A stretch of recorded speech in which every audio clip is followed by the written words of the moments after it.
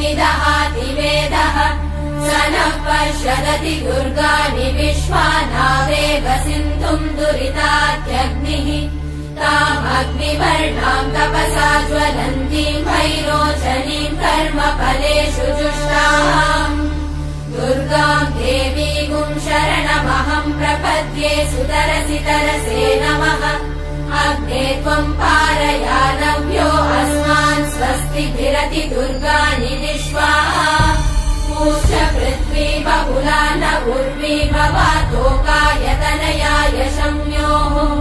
विश्वानि नो दुर्गः जातवेदः सिन्धुन्न नावादुरिदातिवर्षि